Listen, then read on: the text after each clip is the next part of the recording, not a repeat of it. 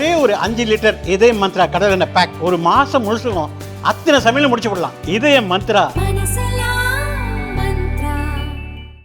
हमारे साथी मंत्री और वरिष्ठ साथी श्री गजेंद्र सिंह शेखावत जी, हमारे भारत सरकार में मंत्री और हमारे साथी भगीरथ चौधरी जी,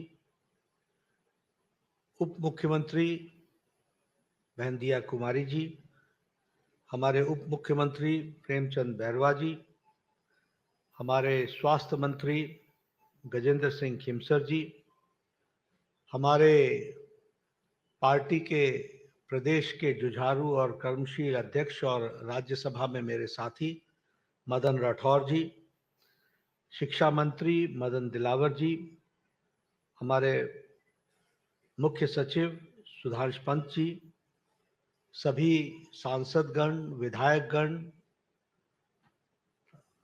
प्रबुद्ध नागरिकगण और हमारे मीडिया के साथी, प्रिंट मीडिया और इलेक्ट्रॉनिक मीडिया के मेरे साथी देवी और सज्जनों, मेरा ये सौभाग्य है कि मुझे आज पुण्य श्लोक माता अहिल्याबाई होलकर जी के 300 वर्ष के जन्म जयंती पर राजस्थान की पवित्र वीर भूमि पर आने का सौभाग्य मिला है। मैं इसके लिए आप सबको बहुत बहुत धन्यवाद देता हूं कि आपने मुझे इस कार्यक्रम में शामिल किया है। हम जानते हैं कि पुण्य श्लोक माता अहिल्याबाई होलकर जी का 300 वर्ष की जन्म जयंती जब हम मना रहे हैं, तो जैसा कि भजन लाल जी ने बताया, हम उनको याद करते हैं एक समाज सुधारक के रूप में। हम उनको याद करते हैं जिन्होंने भारत की परंपरा, भारत की संस्कृति, भारत की विरासत, उसको संजोने का काम किया, उसको पुनर्जागृत करने का काम किया। हम सब जानते हैं कि उन्होंने किस तरीके से सामाजिक न्याय की लड़ाई लड़ी, और सबसे बड़ी बात यह है कि आज से 300 साल पहले जब महिला उत्पीड़न एक समाज की व्याप्त ग्रसित समस्या थी, उस समय उन्होंने महिलाओं के उत्थान के लिए काम को आगे बढ़ाया। यह जीवन का उनका सबसे बड़ा लक्ष्य बना। इसको भी हमको ध्यान में रखना चाहिए। इसलिए विमेन एम्पावरमेंट, महिलाओं को शिक्षा के साथ जोड़ना, प्रोग्रेसिव विचारधारा के साथ स्कूलों का निर्माण करना, और उसी के साथ साथ महिलाओं के एम्पावरमेंट के लिए हर तरीके का काम करना, यह हम सब लोगों ने देखा है। आज अगर हम देखें तो आप कल्पना कर सकते हैं कि 300 साल पहले जिस तरीके से समाज की अवस्था थी, जिसमें आंतरिक कलह भी थी, बाहर का अटैक भी था, आक्रमण भी था, और आर्थिक दृष्टि से हम टूटे हुए थे। ऐसी अवस्था में जब अहिल्याबाई होलकर जी ने राजपाट संभाला, तो उन्होंने तीनों ही फ्रंट पर काम किया। आंतरिक कलह को समाप्त किया, किसानों को सुदृढ़ बनाया, व्यापार को आगे बढ़ाया, और बाहरी खतरों से प्रदेश को, देश को बचाने का काम किया, राज्य को बचाने का काम किया। यह हम सबने देखा, और साथ में विरासत को भी मजबूतीकरण किया, यह हमने देखा है। और इसलिए आज के दिन हम जब उनको याद करते हैं, तो ये सारी बातें हम सबको कितनी आज भी रेलेवेंट दिखती है, कितनी आज भी प्रासंगिक दिखती है। और प्रासंगिक इसलिए कि जिन बातों से उस समय अहिल्याबाई माता, पुण्य श्लोक माता अहिल्याबाई होलकर जी जूझ रही थी, वही समस्याएं से आज भारत के प्रधानमंत्री नरेंद्र मोदी जी बखूबी उन्हीं बातों की लड़ाई लड़ करके समाज को पूरी ताकत से आगे बढ़ाने का और देश को आगे बढ़ाने का काम कर रहे हैं। और इसलिए हम ये कह सकते हैं कि अगर मैं प्रधानमंत्री मोदी जी की बात कहूं, तो हम ये कह सकते हैं कि उनके नेतृत्व में विमेन डेवलपमेंट नहीं, विमेन लेड डेवलपमेंट की तरफ बढ़ने का काम हुआ है, तो वो प्रधानमंत्री मोदी जी के नेतृत्व में हुआ है। और जब हम डबल इंजन की सरकार की बात करते हैं तो मैं यहाँ भजन लाल जी को इस बात के लिए बधाई देना चाहता हूँ। इनकी बहुत सी स्कीमें हैं जो इन्होंने देश में समाज के लिए, समाज के सभी वर्गों के लिए किया है। फिर चाहे वो हमारा मुलाजिम वर्ग हो, फिर चाहे हमारा किसान हो, फिर चाहे हमारा वो मजदूर हो, फिर चाहे वो स्वास्थ्य का क्षेत्र हो। लेकिन आज अहिल्याबाई होलकर जी से जुड़े हुए महिलाओं के सशक्तिकरण के लिए सिर्फ महिलाओं के ही कार्यक्रमों को आज समर्पित किया है। इसके लिए भी मैं उनको बधाई देना चाहता हूं कि उन्होंने महिलाओं के स्पेसिफिक दृष्टि से और स्वास्थ्य की दृष्टि से, क्योंकि स्वास्थ्य मंत्री आया हुआ है, तो उन्होंने स्वास्थ्य मंत्री के लिए भी महिलाओं के साथ जुड़ा हुआ जो विषय रहा उसको आगे रखने का प्रयास किया है। इसके लिए मैं उनको बधाई देना चाहता हूं जिन्होंने इस कार्यक्रम को की रचना की है। आज लाडो प्रोत्साहन योजना इसका शुभारंभ किया गया और जिसमें विमेन एम्पावरमेंट में और खास करके सेक्स रेशियो में जो तकलीफ आती थी उसको निरस्त करने के लिए आपने जो स्कीम को आगे बढ़ाया है, इसके लिए आप बधाई के पात्र हैं। उसी तरीके से आपने अगर अहिल्याबाई होलकर जी के से आपने प्रेरणा ली और उस समय उन्होंने विमेन एजुकेशन को एम्पावरमेंट के लिए आगे बढ़ाया था, तो आपने भी स्कॉलरशिप स्कीम में, फिर चाहे वो शेड्यूल ट्राइब के प्री मैट्रिक स्कॉलरशिप हो, फिर चाहे वो सैनिटेशन वर्कर्स के प्री मैट्रिक स्कीम हो, और फिर चाहे वो बालिका दूरस्थ शिक्षा योजना हो, और उसमें हर एक में आपने डिस्टेंस लर्निंग को भी आपने सपोर्ट किया, लेकिन साथ साथ आपने उनको आर्थिक दृष्टि से भी मजबूती पहुंचाने का प्रयास किया है। इसके लिए मैं आपको विशेष बधाई देता हूं जो आपने इन स्कीमों को लागू करने का प्रयास किया है। लखपति दीदी ऋण योजना, इसमें लगभग 12 करोड़, आज आपने 1800 बेनिफिशियरीज को अभी मेरे से बटन दबा करके आधे मिनट भी नहीं, 15 से 20 सेकंड के अंदर आपने लगभग 18,000 बेनिफिशियरीज को आपने 12 करोड़ रुपए डिस्पर्स किए हैं। इसके लिए मैं आपको बधाई देना चाहता हूं। उसी तरीके से कालीबाई भील मेधावी छात्रा स्कूटी योजना, जब हम शुरू में आए तो हमारे साथ बालिकाओं ने वहां पर उनको स्कूटी आपने भेंट दी। ये स्कूटी सिर्फ कोई भेंट नहीं है, ये स्कूटी उन बहनों को, उन बच्चियों को जीवन में एम्पावर करने का रास्ता है, जिसके माध्यम से उनका सेल्फ कॉन्फिडेंस बढ़ने वाला है और वह उनको एक नया रास्ता देने वाला है। और आपने उसमें 2000 स्कूटी आज वितरित की है। आपने उसी तरीके से कस्तूरबा गांधी स्कूल के लिए 5 नए उसका शिलान्यास और उसका फाउंडेशन स्टोन रखने का प्रयास किया है। 50 गवर्नमेंट स्कूल्स आपने खोलने का आज जो तय किया है, उसके लिए मैं विशेष करके आपको बधाई देता हूं। लेकिन सबसे बड़ी बधाई आपको इसलिए देता हूं क्योंकि आपने मां, जो मदर्स एब्सोल्यूट अफेक्शन है, उस कार्यक्रम को जो आपने कार्य रूप दिया है, जिसमें आप गर्भ की पाठशाला, यानी प्रेग्नेंट मदर जिस समय वह गर्भावती होती है उस समय से लेकर के बच्चे के पैदा होने तक और उसके टीकाकरण तक आपने जो उसको लाइफ साइकिल अप्रोच में आपने कार्यक्रम लिया है, ये बहुत बड़ा कार्यक्रम है जो देश और समाज को परिवर्तित करेगा और इसके लिए मैं आपको बधाई देना चाहता हूं।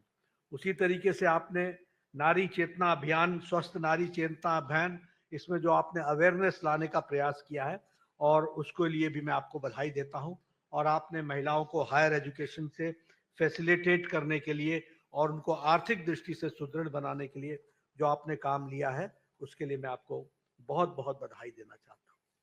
मैं जब यहाँ आया हूं तो जब ये डबल इंजन की सरकार की बात मैं करता हूं तो मैं निश्चित रूप से आपको बताना चाहता हूं कि देखिए आपके हाथ में कितनी बड़ी ताकत है। मैं राजनीतिक बात नहीं कर रहा हूं, लेकिन मैं समाज से और देश से जुड़ी हुई बात कर रहा हूं कि आपके हाथ में कितनी बड़ी ताकत है। आप ही बताइए, क्या 2014 के बाद देश की तस्वीर बदली है कि नहीं बदली है? जरा जोर से बताइए, बदली कि नहीं बदली? बड़े ढीले है। मैं इसलिए आपसे पूछ रहा हूं कि पॉलिसी मेकर्स का कितना अंतर पड़ता है, हमको इस बात को समझना पड़ेगा। हम भी उसी ढर्रे में थे, सब कुछ चलता है, सब कुछ होता है, यहां कुछ नहीं बदलने वाला है, ऐसे ही चलेगा। इस वातावरण में हम जी रहे थे कि नहीं जी रहे थे?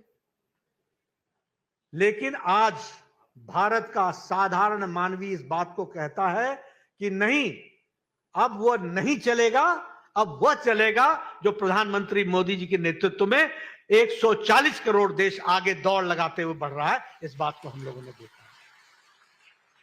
यह बदलती हुई तस्वीर हमको देखने को मिलती है। प्रधानमंत्री मोदी जी ने राजनीति की संस्कृति बदल दी। पहले नेता आते थे, एक दूसरे को के दोषारोपण में समय गुजारते थे। आज आपने भजनलाल जी की स्पीच सुनी, उन्होंने राजस्थान के लिए क्या किया है इसकी उन्होंने चर्चा की। आज रिपोर्ट कार्ड की पॉलिटिक्स हो रही है। हम अगर आपके पास आते हैं, आपके सामने आते हैं, तो या तो आपको कोई स्कीम दे करके जाते हैं, बटन दबा करके आपके खाते में दे करके जाते हैं और आपका सशक्तिकरण करने का काम करते हैं। यह हमारे काम करने का तरीका है। Politics of accountability, politics of performance, politics of development, politics of responsible government, responsive government, ये हमारे काम करने का तरीका है। और यह मोदी जी ने इस संस्कृति को पैदा किया है और रिपोर्ट कार्ड की संस्कृति जोड़ी है कि जिस जनता ने चुना है उस जनता को अपना रिपोर्ट कार्ड दिखाओ कि क्या तुमने काम किया, उसको आगे जाकर के बताने का काम किया। और इसीलिए नीति निर्धारकों का बहुत बड़ा फर्क असर पड़ता है, यह हमको समझ लेना चाहिए। मैं बहुत सी बातें कर सकता हूं, लेकिन आज सिर्फ आपसे अगर मैं स्वास्थ्य की बात करूं तो हमारी स्वास्थ्य की नीति थी 1997 में। वो स्वास्थ्य की नीति थी कि बीमार पड़ो और इसका इलाज करो, यानी क्यूरेटिव पार्ट।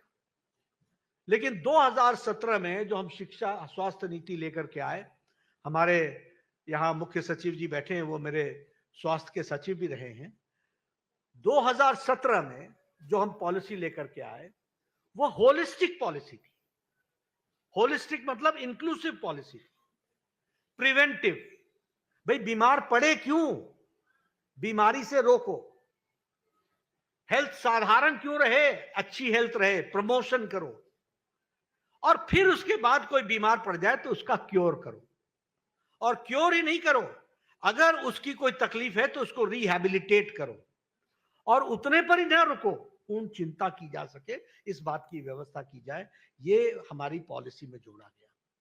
और इसीलिए आज मैं आपको बताना चाहता हूं कि इस दृष्टि से लगभग 1,77,000 आयुष्मान आरोग्य मंदिर बनाए गए, जो हर 2 पंचायत पर, 2.5 पंचायत पर एक आयुष्मान आरोग्य मंदिर बना है।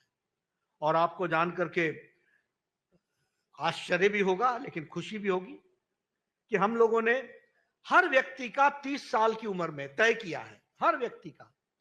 महिला का सर्विक्स कैंसर का टेस्ट होगा, स्क्रीन होगा, उसका ब्रेस्ट कैंसर का स्क्रीन होगा, और महिला और पुरुष दोनों का ओरल कैंसर की स्क्रीनिंग होगी। और उसी तरीके से हर व्यक्ति का हाइपरटेंशन, डायबिटीज, इन दोनों का, डेंटल केयर, मेंटल केयर, इस सारी की सारी चीजों का स्क्रीनिंग होगा, ताकि हमको 30 साल की उम्र में पता चल जाए कि यह व्यक्ति आगे चल करके डायबिटीज के रोग होगा और उसके चलते इसकी रेनल फेलियर भी हो सकता है, आंखें भी जा सकती हैं, किडनी भी डैमेज हो सकता है, इसकी उसको जानकारी मिल जाएगी। अगर वो हाइपरटेंसिव होगा तो उसकी हार्ट की समस्या बन सकती है, इसलिए उसका इलाज 30 साल की उम्र में शुरू कर देंगे तो वह आगे चल करके गंभीर बीमारी से बच सकेगा। और मैं आपके सामने बताना चाहता हूं कि ओरल कैंसर में अभी हम 29 करोड़ 35 लाख लोगों का स्क्रीनिंग कर चुके हैं, और जिसमें से 1 करोड़ 58 लाख लोग ओरल कैंसर के ग्रसित पाए गए, जिनका इलाज शुरू हो गया है। उसी तरीके से ब्रेस्ट कैंसर में 15 करोड़ 61 लाख महिलाओं का स्क्रीनिंग हो चुकी है, जिसमें से 58,000 महिलाओं को ब्रेस्ट कैंसर पाया गया और उनका इलाज शुरू हो गया है। सर्विक्स कैंसर में 9,50,00,000 बहनों का स्क्रीनिंग हो चुकी है। ये ऐसे नहीं है जो बीमार हुए तब आए, नहीं, वो स्वस्थ थे, लेकिन उनकी स्क्रीनिंग में पता चला कि इनको सर्विक्स कैंसर हो सकता है और उसमें 58,000 लोगों का ट्रीटमेंट शुरू हुआ। इस तरीके से हमने प्रिवेंटिव पार्ट को आगे बढ़ाने का कोशिश किया। डायबिटीज में 35 करोड़ लोगों की स्क्रीनिंग हुई है और 2,57,000 लोग, ये 2,57,00,000 लोग पाए गए हैं जो डायबिटीज के मरीज हैं। उसी तरीके से हाइपरटेंशन में 35 करोड़ लोगों की स्क्रीनिंग हो चुकी है, जिसमें 4,28,00,000 लोग हाइपरटेंशन के मरीज बताए गए। अब आप बताइए, ये 10 साल में बदलता भारत है कि नहीं? कभी सोचा था कि आपको घर से बुला करके ये स्क्रीनिंग करा करके और इस तरीके से हम स्वास्थ्य के दृष्टि से उन लोगों को जो जीवन में आगे जाकर खतरे की घंटी पर बैठे थे उनका इलाज शुरू कर दिया? तो यह हमको ध्यान में रखना चाहिए कि नीति निर्धारक बहुत बहुत महत्वपूर्ण होता है, उसको हमको समझना चाहिए। इसलिए नीति निर्धारक कौन हो वह आपको ध्यान में रहना चाहिए। यह भजनलाल शर्मा जी को बैठाना मुख्यमंत्री के पद पर यह विषय नहीं है। विषय यह है कि इस विचारधारा के एक सिपाही को बैठाना जो दिन रात एक करके उनकी टीम पूरी ताकत से मोदी जी के नेतृत्व में राजस्थान की सेवा कर रही है, इस बात को हमको समझ लेना जरूरी है। आपने अन्य सरकारें भी देखी हैं, वो किस तरीके से सरकार चलाते रहे वो भी आपने देखा है, आपको पता है उनकी सोच क्या थी। लेकिन मैं एक बात जरूर कहना चाहूंगा कि दिन और रात का अंतर हो तो कम से कम रात के बाद दिन तो पसंद आना चाहिए, इसकी तो हमको ध्यान में रखना चाहिए। और मैं कई बार बोलता हूं, उजाले का महत्व तभी समझ में आता है जब अंधकार की त्रासदी देखी हुई हो।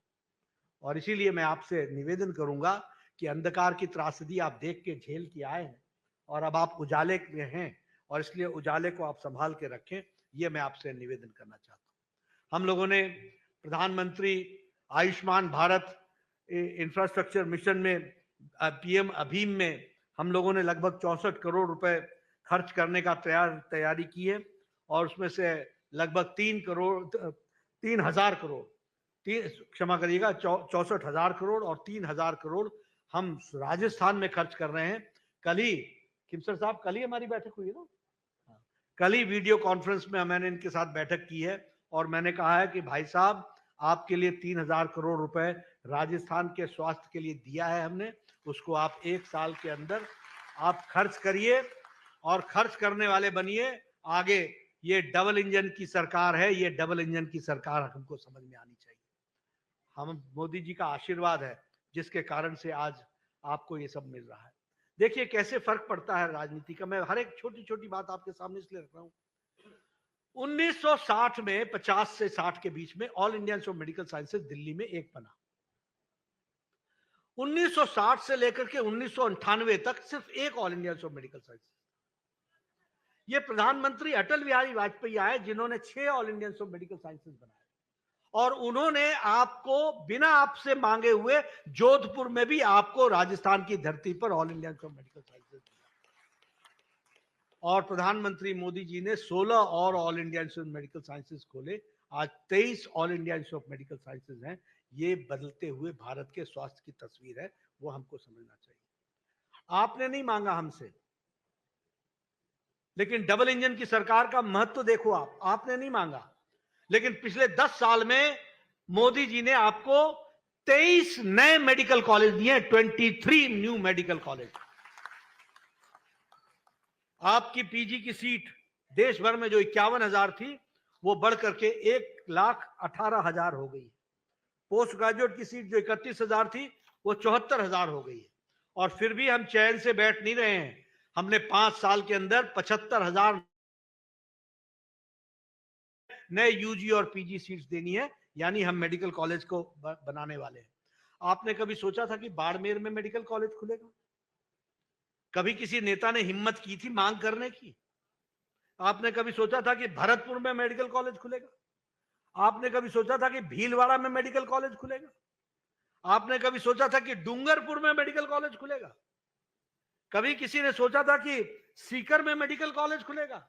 वो हमारे एमपी साहब थे, वो आए थे, सुमेधानंद जी, उन्होंने कहा एक बिल्डिंग हमारे पास है, आप अगर मेडिकल कॉलेज खोल देंगे। मैंने कहा ये मोदी जी की सरकार है, एप्लीकेशन लेकर के आओ, और आपको पता होगा 15 दिन के अंदर हमने नया मेडिकल कॉलेज सीकर को दिया था।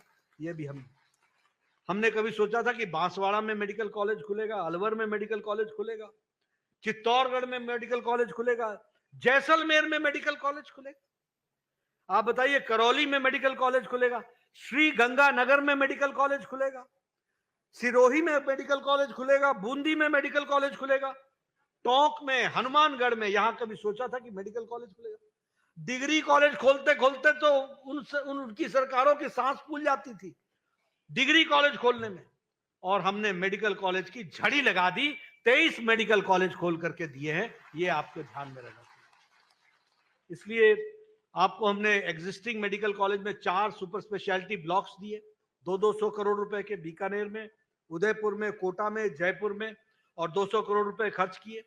और इतना ही नहीं, जो चल रहे मेडिकल कॉलेज हैं उसमें हमने अंडर ग्रेजुएट की 750 सीटें दी हैं, और पोस्ट ग्रेजुएट में 1467 सीटें दी हैं।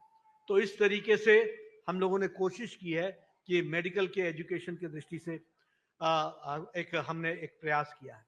मैं यहाँ आपके साथ एक बात और कह देना चाहता हूँ। प्रधानमंत्री मोदी जी लगातार तीसरी बार प्रधानमंत्री बने। जब पहली बार बने थे तो उस समय मैं वर्ल्ड हेल्थ असेंबली के चेयरपर्सन भारत को मिला था, तो वो चेयर करने का मौका हमको मिला था।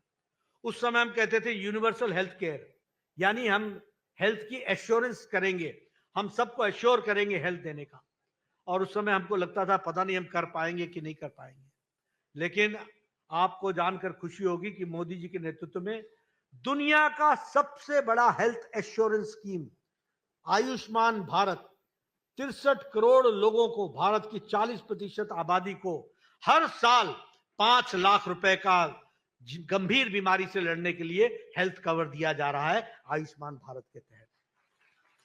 और इस बार हम लोगों ने प्रधानमंत्री व्यय वंदन योजना के तहत कोई भी व्यक्ति जिसकी उम्र 70 साल से ऊपर की हो जाएगी, तो जिंदगी जब तक वो अंतिम सांस नहीं ले गया, किसी भी जाति का हो, किसी भी आर्थिक क्राइटेरिया का हो, गरीब हो, अमीर हो, सबको मोदी जी के तरफ से जब तक वो अंतिम सांस नहीं लेता 5 लाख रुपए का हेल्थ कवर उसको दिया जाएगा। यह कार्यक्रम हम लोगों ने लिया। यहां तो इंश्योरेंस कंपनी भी 60 साल के बाद इंश्योरेंस देना बंद कर देती है, और प्रधानमंत्री मोदी जी ने 70 साल से ऊपर के लोगों के लिए 5 लाख रुपए का हेल्थ कवर दिया है। इसलिए मित्रों, स्वास्थ्य के दृष्टि से, ये विमेन एम्पावरमेंट की दृष्टि से, हर चीज की, हर स्कीम को उठा करके आप देखेंगे उसमें महिलाओं ना 50% से ज्यादा हिस्सेदारी हुई है। और अब तो हमें खुशी है आपके साथ ये शेयर करते हुए, जब मैं अहिल्याबाई होलकर जी की जन्म शती 300 साल की जन्म शताब्दी हम मना रहे हैं, तो हमें खुशी है ये बोलते हुए कि अगली पार्लियामेंट जो 2029 में बनेगी उसमें 33% महिलाएं एमपी होंगी। इस तरीके का काम होने वाला है, इसको भी हमको समझना चाहिए। इसलिए आपका ज्यादा समय न लेता हुआ मैं आपको फिर से बहुत बहुत शुभकामनाएं देता हूं। मुझे मालूम है कि महिलाओं को काफी देर से आप आई हुई हैं, और आज आपको आपके खातों में भजन लाल जी ने बड़े बटन दबा करके एक सेवा करने का काम किया है। आपका सशक्तिकरण होगा, इसके लिए आपको विशेष करके मैं बधाई देना चाहता हूं। और अहिल्या भाई होलकर जी से प्रेरणा लेकर के जिस तरीके से समाज में हम महिलाओं का सशक्तिकरण करने का प्रयास कर रहे हैं, उसकी छोटी सी तस्वीर हमने और भजन लाल जी ने आपके सामने रखने का प्रयास किया है। आपने बहुत शांति से हमारी बात सुनी, आपका बहुत बहुत धन्यवाद। जय भारत, जय राजस्थान।